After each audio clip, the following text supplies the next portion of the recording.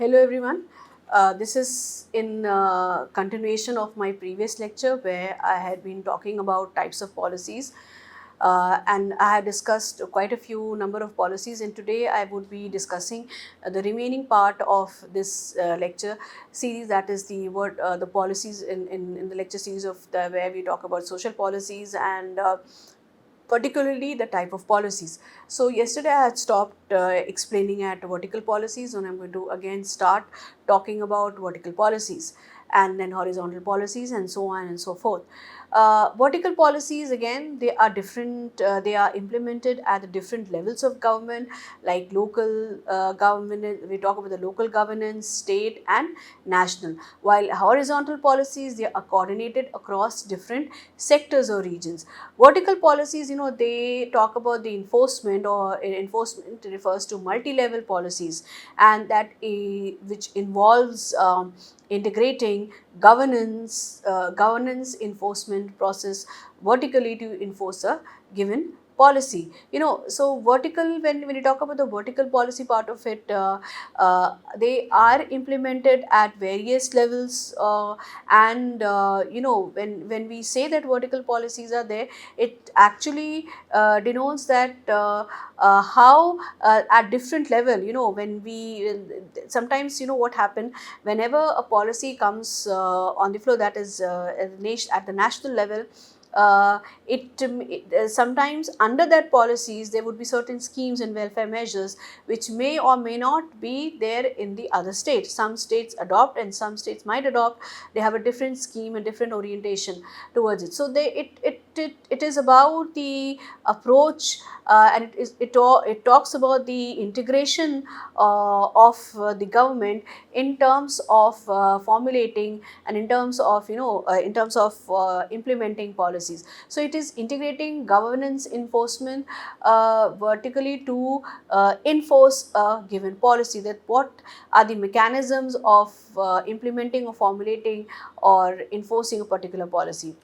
Horizontal policies, for that matter, horizontal enforcement of policies, they occur when a given policy or a group of policies are enforced through horizontally integrated governance process. Now, this policy coordination refers to the procedures and talks about the activities which are established within the policy system to create balance between the sectoral responsibilities of ministries for policy development and the government's collective responsibility for its overall policy output, right? So when it tries, horizontal policies are those activities which being initiated within the policy system, and between there is a relationship, there is a balance between various sectoral policy responsibilities of ministry.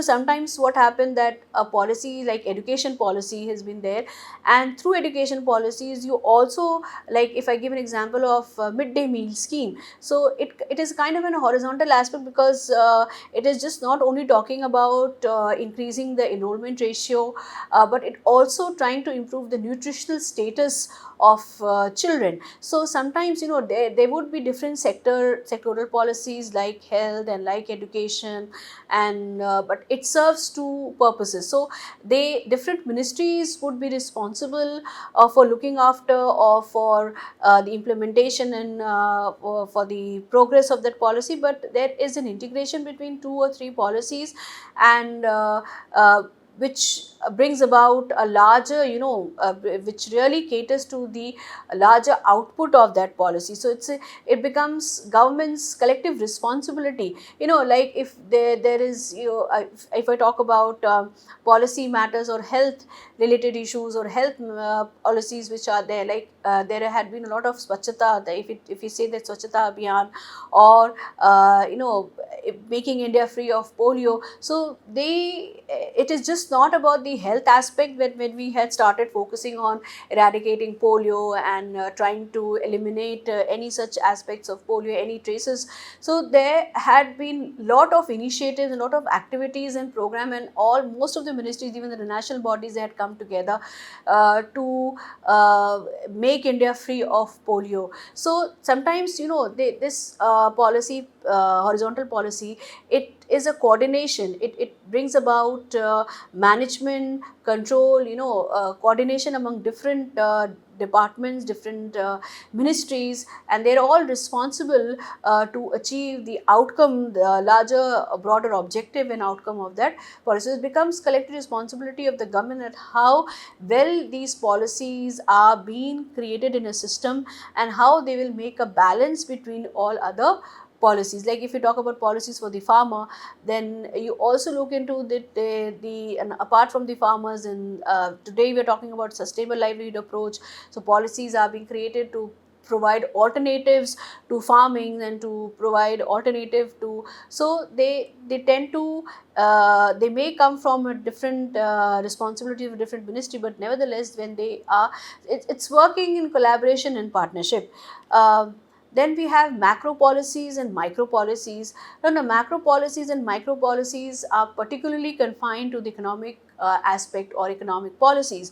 The macro policies have broad, large scale impact which addresses national and global issues. And when you talk about macro policies, particularly is a macroeconomic policy because it is a plan and made by the government to help their economy work better. So micro and macro, it's usually in terms of economic activities, economic pursuit, and this plan of action has rules and laws to make things work, and how effectively and efficiently they are going to manage these economic policies, how people are going to manage their money, investment, saving patterns, how people are going to make money, and how things would be expensive, or it would be also in relation to the inflation, price rise. So it also helps in creating and understanding that how people have jobs and how much the country is growing, in what manner it is progressing. So it's like the ultimate goal of these policies is to achieve macroeconomic objectives, and there are two important part of macroeconomic policy, that is the fiscal policy and the monetary policy.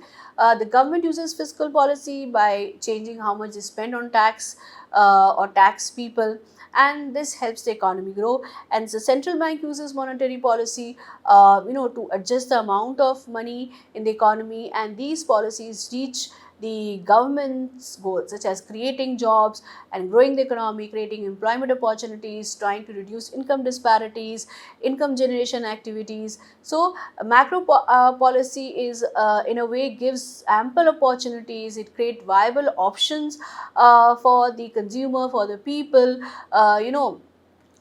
to inculcate in saving patterns, to invest, to do a financial, to get a knowledge of financial literacy also. So macro policy particularly focus on the larger, broader goals of how they can achieve a stable economy and balance in the society.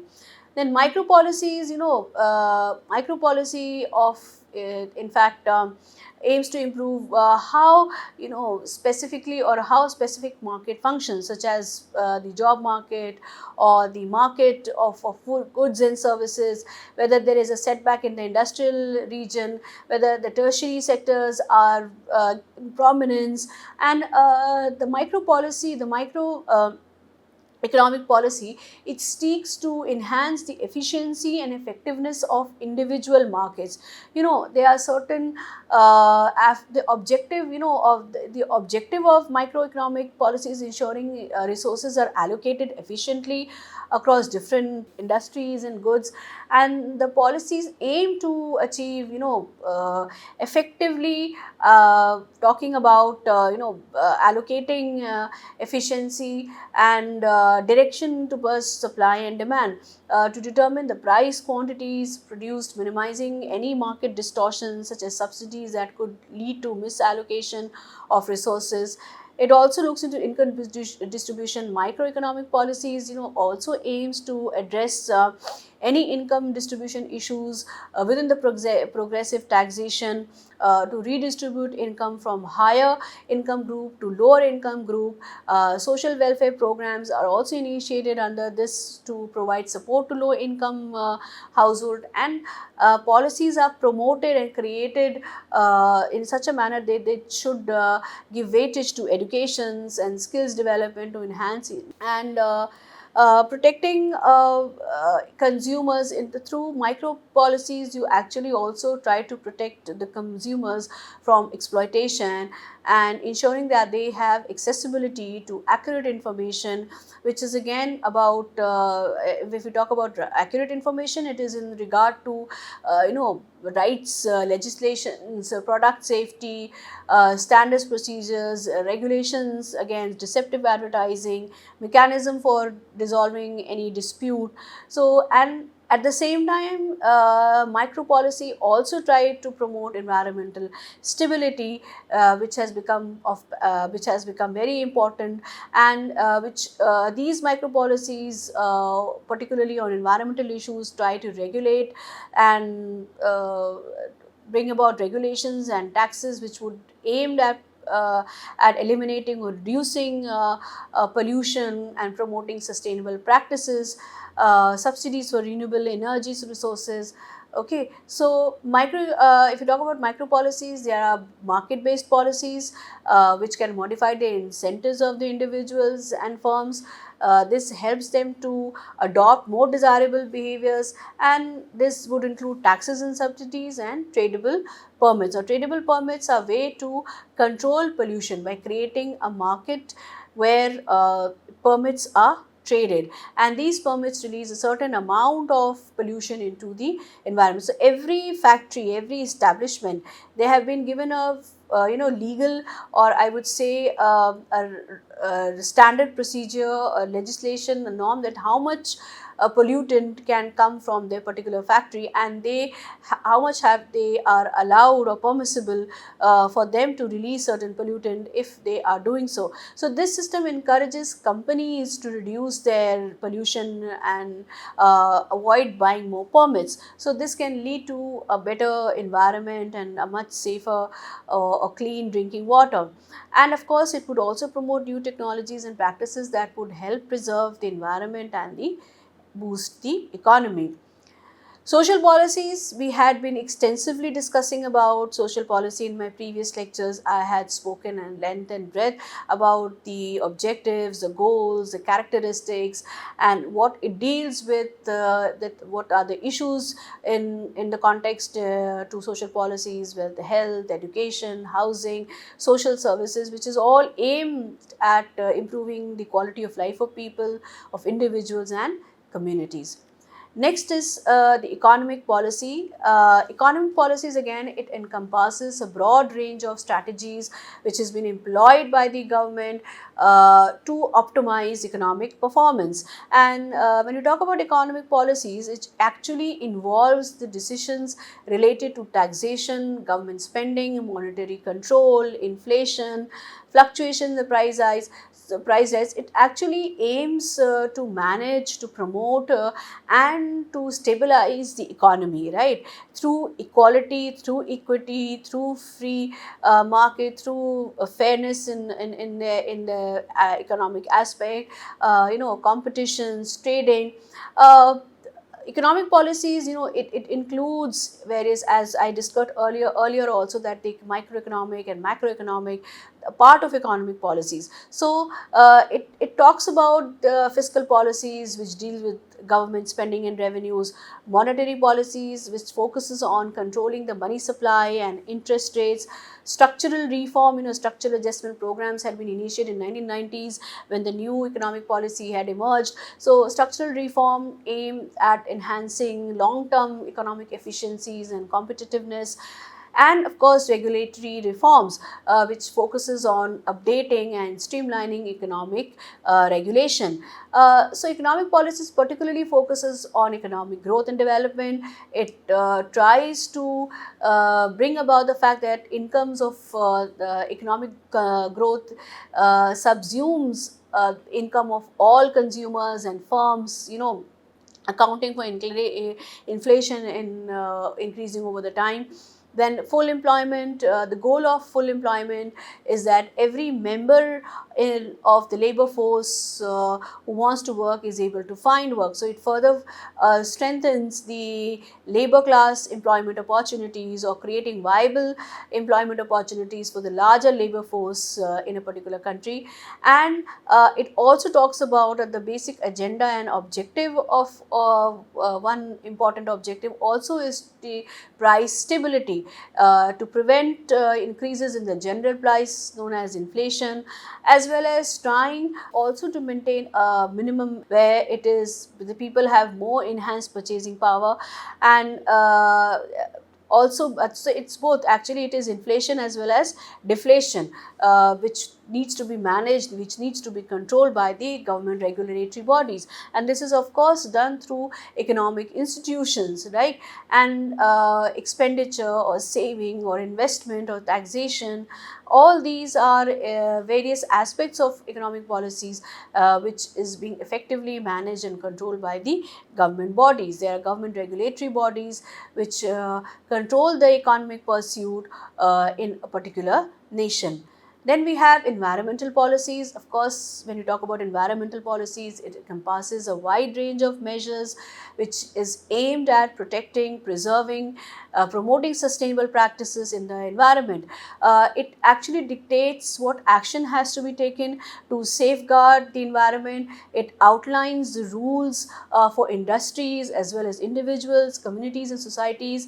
Government agencies, they try to enforce these environmental policies, monitoring pollution level, looking after whatever tradable permits which has been given to the industries, fines and penalties which have been enforced in case of violation of any environmental practices. So the environmental impact assessments would also also been initiated, which would evaluate the proposed projects. Conservation measures has to be taken, which would protect our biodiversity. Regular updates and regular monitoring and supervision and checking has to be adopted, or rather it should be integrated with the policies to look after the emerging challenges. Public awareness schemes and programs would be taken up so that it would promote eco-friendly practices.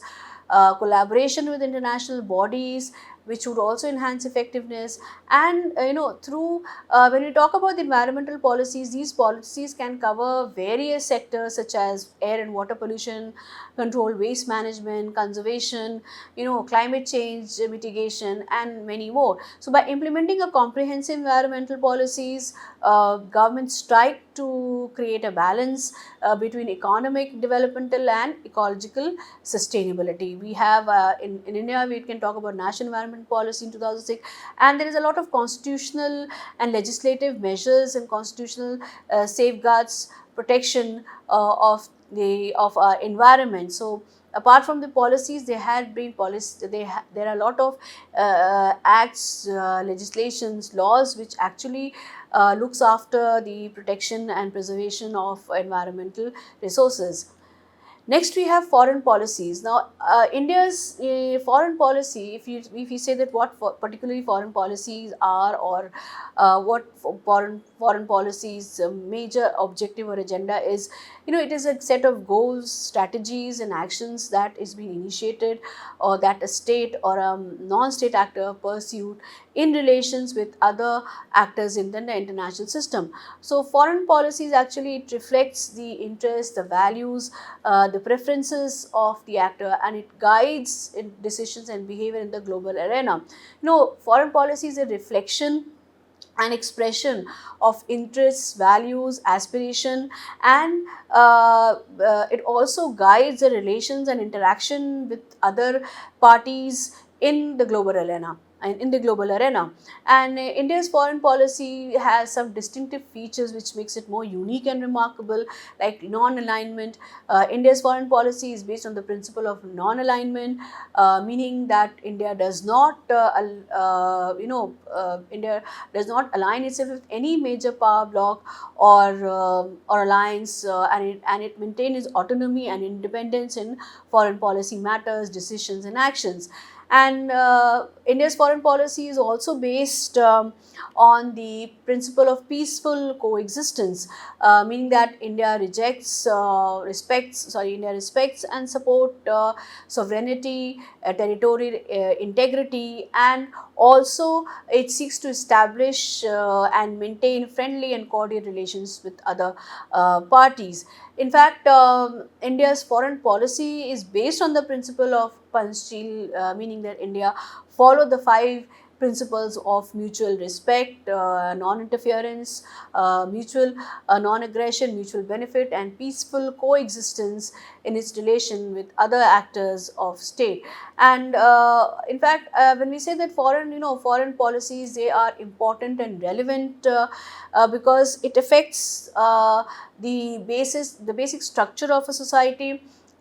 It depends upon, when you talk about peaceful coexistence, it talks about what kind of relationship and interactions we have established uh, within a country and outside country. It affects and by various human activities. And it talks about, it says that how in fact foreign trade, it focuses on the regulation and promotion of exchange of goods and services between various parties in the international system. Through foreign policies, it enables, or I would say foreign policies enables and it facilitates the communication and cooperation between different states in the international system.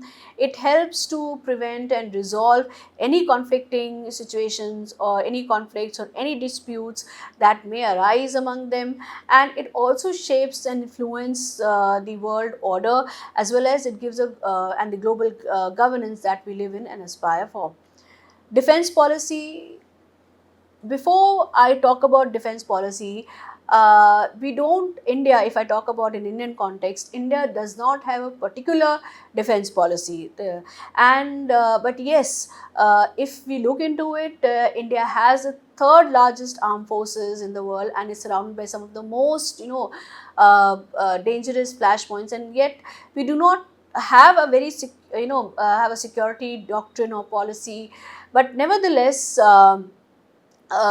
we have our armies, our armed forces. There are certain ways, there are certain military operations. They are our army people who they are treaties and conventions which helps in protecting and safeguarding our defense, our nations from any external threat, or from talking about any major internal dispute or violent attacks. So particularly defense policies are primarily concerned with national security, and it involves decisions which is based on military activities, defense spending, strategies, and alliances.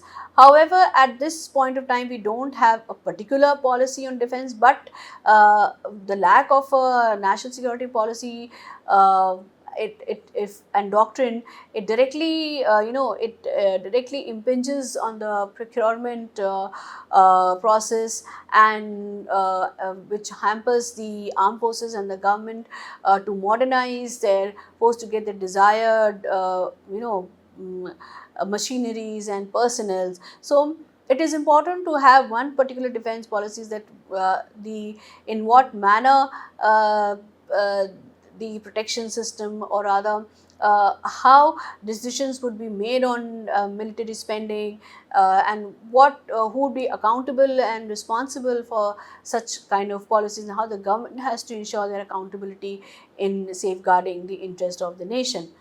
Then health policies, as I addressed, we'll be talking about health policies more in detail when we are discussing when we talk about reviewing and monitoring health policies. But nevertheless, I'll give you a brief about it. Health policies, it tries to address issues related to public health, healthcare services and health insurances. It tries to improve, manage, control health outcomes as well as accessibility and affordability of healthcare services. It is an initiative, of course, when we talk about healthcare practices, particularly health policy, which is again a part of the government, central government schemes, which strengthen the health system in Indian context. And the initiative molds various dimensions of health sectors like disease prevention, promotion of good health, via cross sectoral actions, health investments, strengthening human resources, technological advancements, and more. Next, we have education policy again. Education, I am briefly talking about this because in the coming lectures you will be discussing, I will be discussing about health and education policy in a much more broader, in a comprehensive manner. So education policies again focuses on the development and implementation of educational programs. It includes decisions on curriculum, infrastructure, school funding, teacher standards, quality education, establishment of commissions, establishments, the subsidies in or rather fellowships and scholarships. As we all know, through RTE Act, that is Right to Education Act 2009, it has now become a mandatory that any citizen should not be devoid of education to achieve educational uh, till particularly elementary education, primary education. So everybody is entitled to have educational opportunity, and it has been made compulsory and free for each and every citizen of a country. So education policies is huge, is vast, and they had lot of modifications, changes, a lot of actions had been taken, a lot of welfare schemes and measures are because it has started from 1968 until to 2020. They had a lot of mergers and a lot of you know additional points had been made. So we will be discussing educational policies. For now, I am just giving a very brief, since I am discussing about the types of policies. Labor and employment policy again. Labor and employment policy governs the rights and responsibilities of workers and employers. It includes regulations on wages, working conditions, and labor unions. A national employment policy can be, defined as a plan in context to the labor and employment, as a strategic plan or to address and resolve the issue of unemployment. When you talk about employment policy, it could cater, or it would be directly, or it would be a strategic plan to resolve issues. So they had been in India also. The origin of national employment policy was in the year 2008, and when they started focusing on bringing about how employment would be reduced and what activities should be initiated. However, this it was a gathering in December. I would like to note that in December 20, there was this Rozgar Sansad, where it was a gathering of teachers, citizen welfare associations, and various organizations, New Delhi, to deliberate upon a national employment policy draft. This draft would be handed over to the Prime Minister, and they would be looking into the problems, or rather they need to draft, trying to seek significance, or trying to seek answers with the opinion matter, with the matters related to unemployment, which is being faced by majority of our youth and majority of adult in the at currently. So employment and labor policy particularly focuses on regulation of wages, working conditions, and labor unions. And in order to protect the laborers, to regulate the working hours, to fix the minimum wages on a daily basis, plus other social security and social insurance measures have been taken under labor and employment policy. Next, these are the certain initiatives like Pradhan Mantri Rozgar Yojana, then Atal Bhim Vyakti Kalyan Yojana, and Aam Aadmi Bima Yojana. These all programs and schemes and welfare measures have been initiated in order to look after the employment aspect of it. Manrega is also there to provide certain benefits during the times of unemployment. Then there's the criminal justice policy. Now, the criminal justice policies, it addresses issues related to law enforcement and the judicial system and correction. It aims to ensure public safety, administer justice, and it looks into, it helps to protect the rights, the liberties of the people. It involves maintaining the rule of law in the country. It helps in preventing crime. It helps in adjudicating crime and criminals, compensating and rehabilitating victims, deterring offenders from committing any serious grievance or any crime in the future. Prevention and control is a part of criminal justice system, and it involves various kinds of laws and legislations. So when you talk about criminal justice system, it is a kind of an instrument of social control, and it is a group or agencies which helps to maintain particularly law and order in the nation. And it is used, the system is used or is considered to be a set of agencies and processes which has been established by the government for administration of criminal justice, which would control crime, which would maintain balance or which would maintain peace, imposing punishment, fines, legal actions, whoever violates the law. And for this we have the code of civil procedure, the code of criminal procedure, protection of civil rights, and so on and so forth. Technology and innovation policy, there has been, when you talk about technology and innovation policy, it promotes the development and adoption of new technologies. It includes regulations on intellectual property, research funding, as well as digital infrastructure. Technology and innovation policy is a policy that aims at improve policies and organizing by understanding the scientific and technological technological innovations, constraints, potentials which may be involved in economic growth and development. And the government uses a mix of policies to steer the responsibility or the responsible development and use of technologies. In fact, they had been, the scientific and policy resolution had been there in India in 1958, in 1983, and the science and technology policy in 2003, in 2013 lately. So India has taken certain steps in talking about scientific temperament, in creating scientific temperament, bringing a robust, trying these science and technology innovation policies, which was initiated from, I would say, it was from 1958 till 2013 with basic primary agenda, and the more recent one that it is directed towards building a more robust national innovation ecosystem. We have cultural policies. India's cultural policy is primarily concerned with preserving and promoting the country's cultural heritage. As defined by UNESCO, an arts and cultural policy encompasses governmental actions, laws and programs which regulates, which protects, encourage, and financially support activities related to the arts such as dance, music, organizing festival, literature, and culture, which may involve further actions related to language, heritage, and diversity. India ratified the UNESCO Convention on 15 December 2005, 2006, and it calls for the protection, promotion, and dissemination of diversity of cultural expressions, and it is based on the guiding principle that culture is a driving force for sustainable development. And we talk about India's cultural policy, which is again focuses on preserving and promoting cultural heritage, country's cultural heritage, and also ways of developing and keeping the creative and aesthetic sensibilities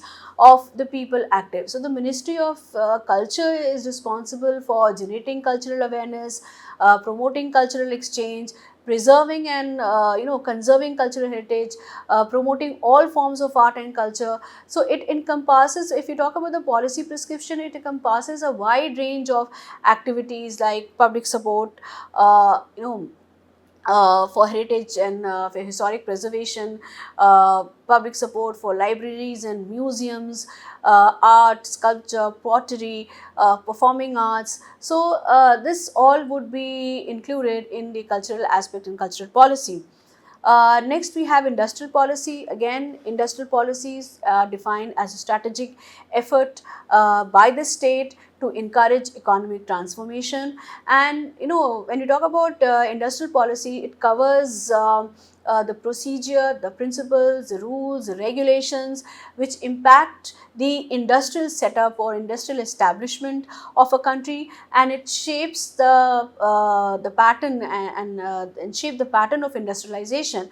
The first industrial policy of the government was announced in April 1948, and subsequently industrial resolutions were announced in 56, 1990, 1980 and 1991.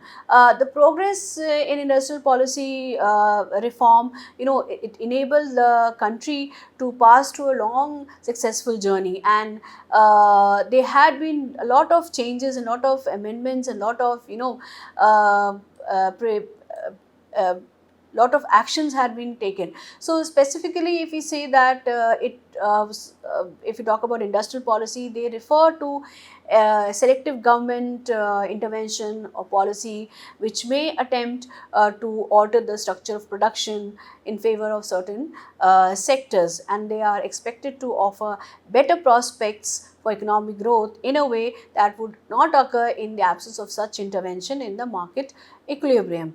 Okay, so when we talk about the industrial policies or the Department of Industrial Policy and Promotion, their statement 1991 and such, they have released certain objectives that what the government has to do and has to maintain. They maintain a sustained growth in productivity, enhance gainful employment, achieve optimal utilization of human resources, attain international competitiveness, and also attain international competitiveness and transform India into a major player in the global arena.